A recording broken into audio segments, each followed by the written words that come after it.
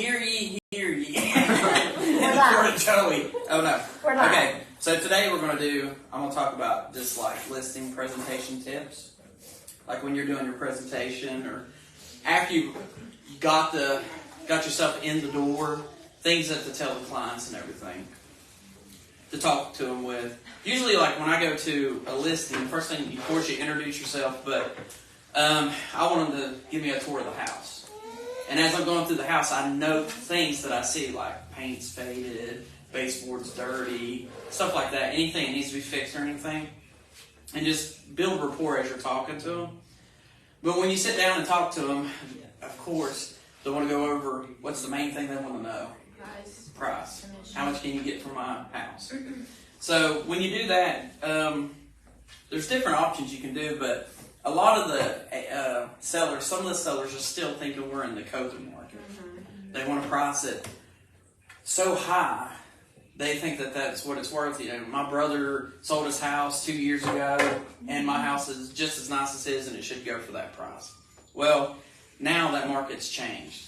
It's not going for that price anymore. We're still seeing some multiple offers, but nothing like we were seeing then.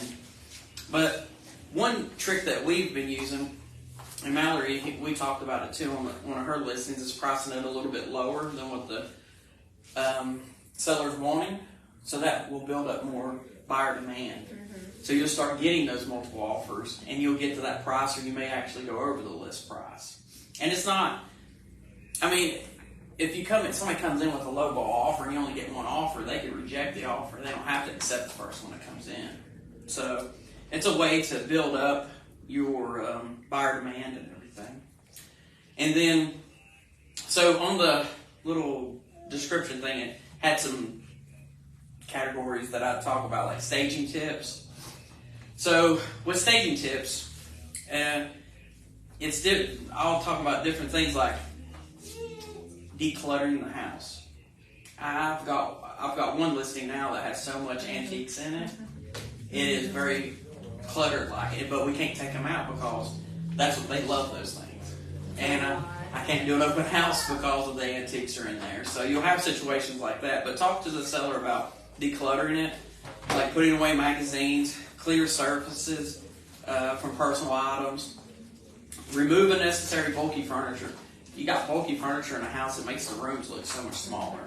I took a buyer 2 years ago to a house in Abingdon, and the house was probably 1,400 square foot, but it felt so small because the seller had oversized furniture in the room. So when they took it all out and we went for our final walkthrough, they were like, oh my gosh, this house is actually bigger than what we thought. And that surprised me too. Then depersonalize the house. Take down pictures, family pictures, anything that personalizes that house to your sellers, because when a buyer comes in, they want to see the house as theirs. So if they see, Betty and Bob over there with their 30 kids, that's going to be me probably, but 30 kids, they can't see themselves in the house like, oh, this is Betty and Bob's house, So if you'll notice, if you go to these homes flips, like a lot of flips, or like the new construction when they stage them, they don't put anything like any pictures of people in there, even if it's fake people, because they don't want people to think, oh, this is their house. I can't see it as my house. And as I was talking about going around, when you first get there and start looking, look for repairs and if the paint does need to be touched up. And some, oh my gosh, I went in one, it was like dull red. I mean, it's like a burgundy almost, the walls and stuff. Those colors turn people off so bad. Plus, when they take, even professional photographers, when it takes the pictures, sometimes the wall doesn't look the same color. It'll look different. I had one in Mountain City that Mike took pictures of, and the green looked different. In the pictures, it looked like a dark green. And he said he did everything he did normal. And you went in, it was a light green. And everybody, I had a couple people complain about it. Of course, some people do that. And then one thing, if they've moved out of the house, have them talk to a stager about staging the house. Because when one's empty, when people walk into the house, it's hard for them to envision furniture, what it would look like if they had stuff in there. And there's local stagers around here. There's a couple of realtors that do it. I know one in Bristol that does it. She staged a home for me, and it's not that expensive. I think it was $500 to do one, and it was a 3-story house. So. And when you do staging, do you pay for that, or does the client pay for that? The client pays for that. So you can, when you're talking to them, when you're doing your listing and everything, just talk to them, and you can get them in contact with the stagers and let them discuss the price range and everything.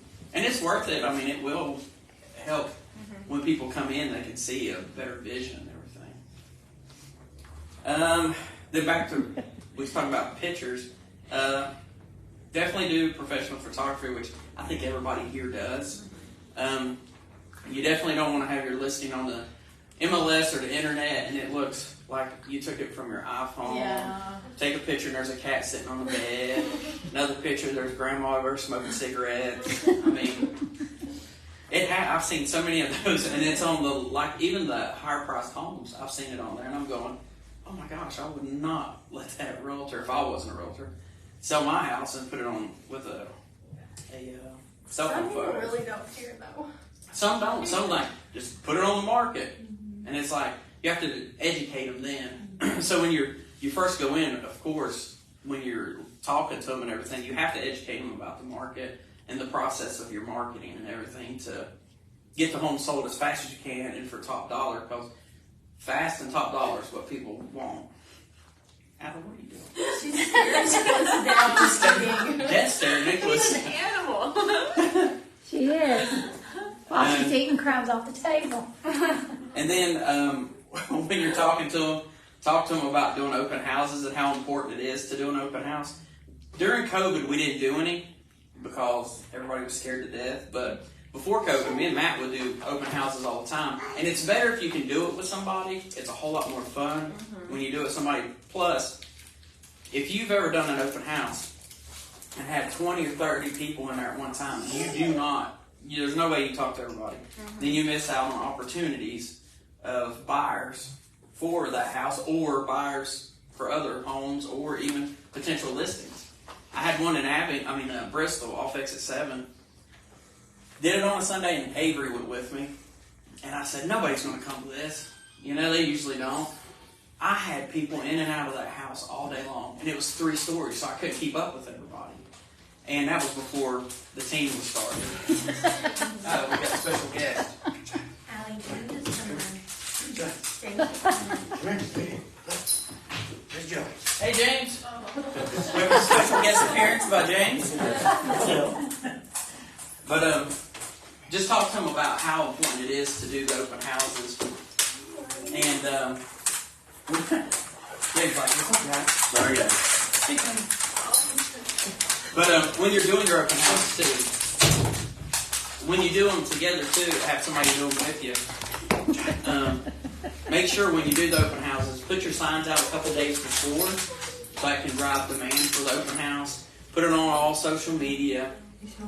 If you're in an area and it works, put it in the newspaper, but we don't do that anymore because it's so expensive. I think we did one in Mountain City a couple times, and it was $100 just to put it in there for an open house on a Sunday. Wow. It was expensive, crazy expensive to do it. And then before the day of the open house, you can go like a couple hours before and door knock the neighborhood and invite all the neighbors, because there's a lot of times the neighbors will come over and be like, what's this house listed for? You know? And then you may have a chance to get another listing because, like, well, my house is way nicer than this. So you go talk to them. But they actually may have a friend or somebody wanting to move in the neighborhood. You want to speak, James? And then make sure you do all your advertising you can on social media. That's where everybody's looking to buy a house, and that's where most marketing goes to. And then me and Matt do this a lot when we do open houses. We'll go on Facebook and do a Facebook Live right then. If you're scared, you'll get over it real quick when I do videos then. But we do it all the time. We get on there and talk about show them a little bit of the house, where we're at, how long the open house is going to go, and everything like that. And we've done them on, and don't worry about doing them on like Super Bowl Sundays or anything. Me and him did one on Super Bowl Sunday, and it was packed. It was like one of our best open houses. Yep. That's great. He got 2 buyers, a listing and a buyer out of it, and then we had probably 20 people that day. It was a ton of people. And then part of your marketing material, they want to know how you're going to market because their main concern is your commission. Why should I pay you 6%? Commission wise.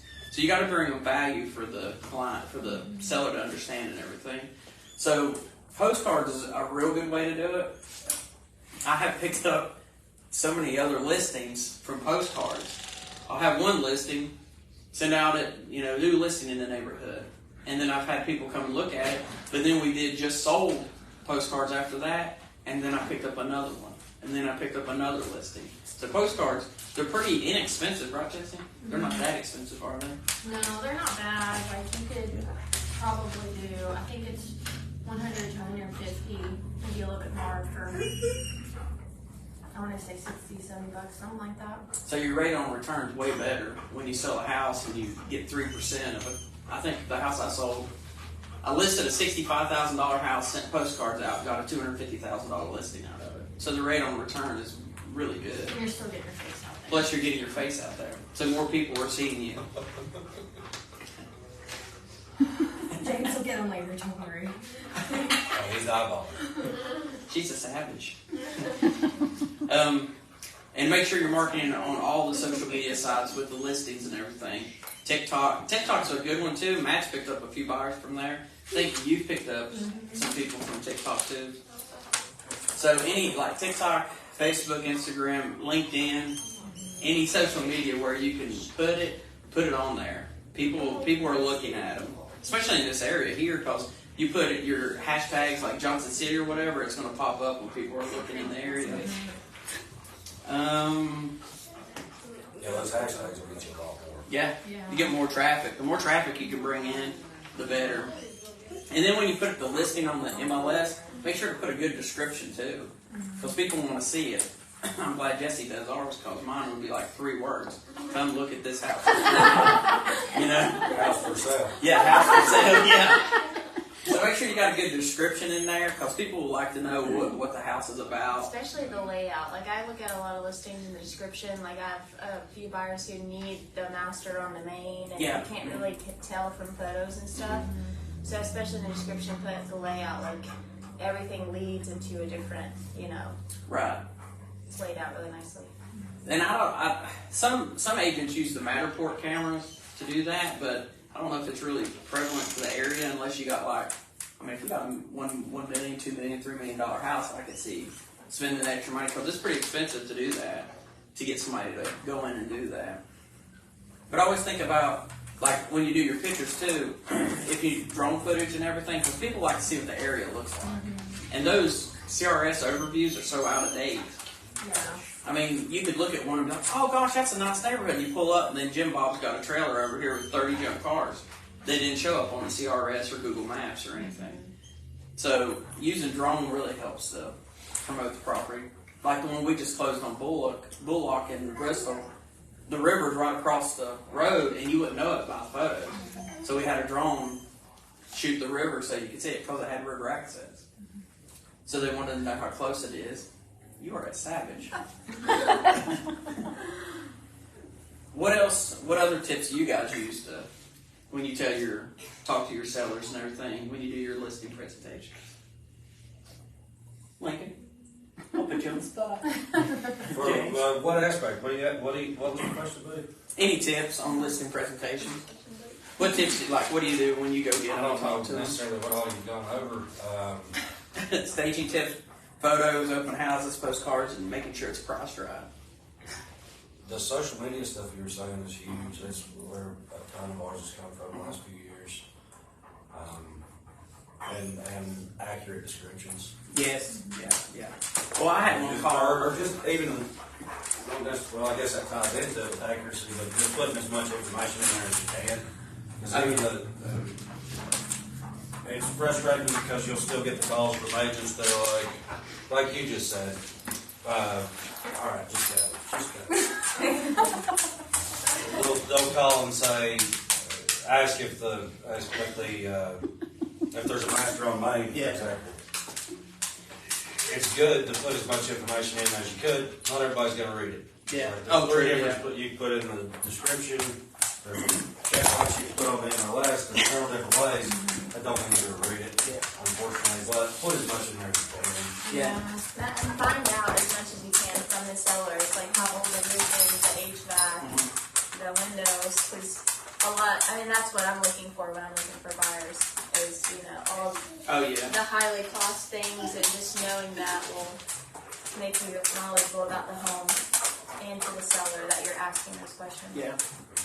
One thing that's aggravating is like the third party sites don't update stuff. Like I got a call. Well, they will like after a week. 30 days. I got a call yesterday, and I've had a listing on the market probably 2 months, and it was previously listed for a higher price, more acreage. So he cut it down half the price, pretty much, and then took the acreage down to 1 acre. And he's like, "Does that have 2.5 acres still for $3.99?" I was like, "No, where did you see that, Zillow?" I was like, "Oh Lord, take that down." I think the biggest thing too when we're doing like listing descriptions, a lot of us are like, "Oh yeah, well they're not going to read all that" or something like that too, which is the case. But for a lot of our websites and things like that, it increases your search engine optimization. Yeah. So as people are searching for, master on Main, Johnson City, or mountain home, or whatever. If you write in that flowery description, mountain home in Northeast Tennessee, beautiful mountain views, this, that's all that stuff. It's Google and all that. All the search engines are picking up, and then are going to put you in the top of your page there. So I think that's a big plus as well. Yeah. Anything else, boys, girls, puppies? I'd say it's showtime Pictures, do good too. pictures. Yeah. And I like the pictures too because you don't want to do your phone, but then you don't want to look so amazing that people come and see it and they're like, "Oh, this stinks." Yeah. You know what I mean? You wanna, That's why a good photographer. I'm sorry, go ahead. Yeah. I've seen a lot of houses that like the pictures are really bad, but then you go because like they've been on market for a long time. When you get there, they're actually really nice houses. Yeah. And that seller could have sold the house so much quicker if they could. That's right. yeah. Yeah. I think that's the biggest thing. Absolutely, because that's like I always tell people like, hey, it's like we're trying to online date here, right? So we want to get your house in the best, outfit, and we're not doing plastic surgery in the photos, but like we're just we're doing their hair, they're grooming them up nice, and we're taking our best pictures because that's what we're using for advertising. You want someone to come and meet you in person and like, ooh, use the angles on me. Otherwise, people are going to be turned away from it. I know that was a big thing a couple years ago with some Bristol agents. They actually had photographers that were doing Photoshop. They're photoshopping. Photoshopping, you go in the hardwood floors on the pictures, it'll look brand new. You go in and be scratched up. Bad. Yeah. That's what I was getting ready to say. You can't do that. It's so unethical. Yeah. It's What not. about people also realize like the MLS? A lot of the sellers don't realize what all the MLS does too. So it goes to us and see like we know what the MLS does, but a lot of sellers, I always use that as like a selling point. I'm like, I'm in the MLS, and it goes on all these other websites. Yeah. It'll come up on Google and everything because a lot of times they don't realize that might be. What is that noise? You can make. It's out. Yeah. Yeah. Oh, it's out. You can virtually stage stuff now too, like Yeah. especially in the wintertime, like if you have them edit the pictures, but it makes like the pool's open and everything. Just put some verbiage in there that says, this is what the pool will look like open. The pool won't look like open. This is a digitally staged photo. Yeah. Yeah. I think as long as you do the disclaimers, you'll be okay on stuff like that. Do you have a comment, Jess? What about preparing your client for, like, if you're setting them up for showing time? What to expect from that? Oh yeah. Definitely educate them when you go in, especially the options like that. We have showing time. You can approve if you want them to come in or not, if that time works for you or not. And then plus one thing too I like too is the lock boxes we can set up because a lot of people worry about security. Who can get into my house? Who can get in this lock box? But if you set the lockbox up correctly, like fill all the information out, go online and do it, I think, or maybe on your phone through Super, but you can keep up. It'll track everybody that goes in there. What time they went in, what time they put the key box back in and everything. Makes people feel more secure too, more confident with you. Unless you go to Mountain City and it don't work and you gotta use a coded lockbox like I did. So.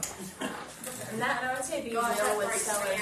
I'll start panicking when it doesn't open. Yeah. Oh my God, declutter. Same. I've got one in Mountain City right now. It's still hanging on the thing, and I sold it a month ago, and I cannot get it to come off. It will not come off. 4 or 5 realtors have tried to open the box, and it will not open. So the guy said he's going to get a grinder and cut it off. And you cannot get in the boxes easily. I did get in one time, but I had to bring it here and use a hammer to get into it because it got jammed. Somebody jammed it. I got into one with the torch one time. I mean, those things are, the super boxes are Wow. secure. I mean, they're good. I was going to ask, you said earlier about that house that had antiques in it, so you couldn't show it. Why can't you show it if it has antiques? You can show it. You can show the house, but they don't want to have an open house because, one, they're afraid somebody might break something or somebody will steal It's something. like really like This thing is- elaborate. It's not just like it's elaborate. Every It's like an antique store. Yeah. Yes, it does. It looks just like an antique store. And the seller said he would sell some of the antiques to people. But it is so, and down in the basement, there's so much stuff. He has. It's nice and neat though. It is nice and neat. It's not cluttered. It looks cluttered, but it's Organized clutter. gracefully cluttered. Yeah. Yeah. But they've got some beautiful antiques in that house. So and it's it's just not getting broken or anything. Yeah, it's like a security thing for them. They don't want to take it. I don't want to take a chance somebody stealing something. Right. I don't say people do that, but one time, my first year, I went to a we and showed it, and I noticed the front door was unlocked. It was open, cracked open. I went, okay, they left it open for us. So I go in, we go in the basement. There's this nice sports memorabilia hanging up, footballs, baseballs, and stuff. So I leave, and the agent calls me and says, we got an issue. I said, what? And he goes, was you with your clients the whole time? I said, yeah, the whole time. He goes, well, somebody stole something. And I went, my people didn't do it. And I was like, I didn't do it either. And it was a baseball that was valued at like $1,500. Oh my. And somebody had stole it and everything. They called the cops, but they never questioned me, but somebody had come in and stole it. I don't know if it's people before us or somebody just broke in. Probably if it was cracked open. Yeah, it was left cracked open. So, anything else? That's it. That's all, folks. Allie's like for me. Yeah, Way to eat with your hands.